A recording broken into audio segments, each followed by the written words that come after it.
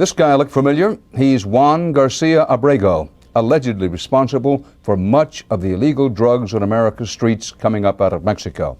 Federal agents have been after him for years. Tonight, correspondent Jim Stewart reports they have him.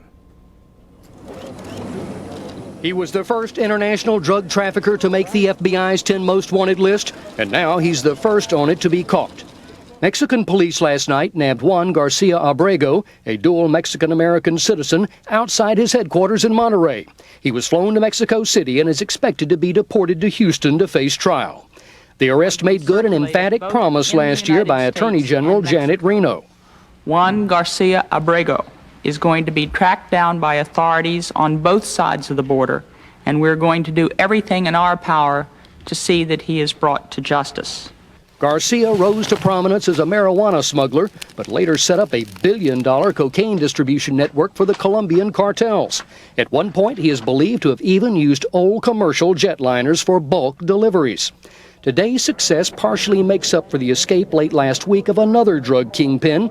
Jose Santa Cruz Landano walked out of a Colombian jail with the help of a girlfriend.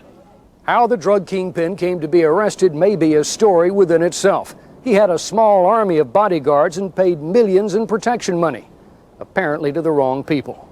Jim Stewart, CBS News, Washington. This is the CBS Evening News, with Dan Rather reporting from CBS News headquarters in New York.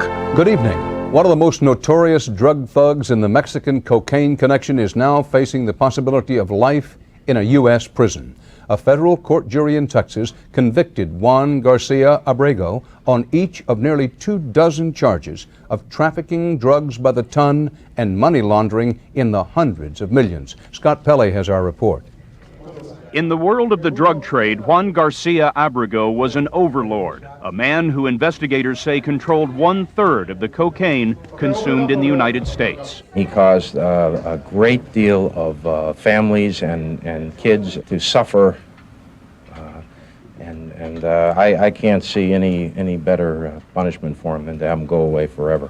Prosecutors won conviction on 22 counts from smuggling to money laundering. The jury authorized the government to seize $350 million in assets. They don't become more powerful than Juan Garcia Abrego. Until this year, Phil Jordan headed U.S. drug intelligence on the border. He was the John Gotti of his family. The family business was shipping, moving Colombia's cocaine to America. Drugs that users measured in grams, Garcia Abrego shipped in tons. U.S. agents say the massive operation was protected by Mexican officials who were bribed or threatened with murder. U.S. intelligence indicates Garcia Abrego's influence reached to the family of Mexico's last president, Carlos Salinas. Sources tell CBS News the president's brother, Raul, was known as Mr. 10% because of his alleged cut from the trade. Mexico refused to turn over Garcia Abrego until Salinas left office. The arrest in January was a moral victory, but it has had no effect on the drug trade. There's already somebody that's taken his place in Mexico. Garcia Abrego will be sentenced next year. He faces up to life in prison. As many as a dozen other Mexican drug lords are under indictment in the United States, but so far the Mexican government has not moved against them. Scott Pelley, CBS News, Dallas.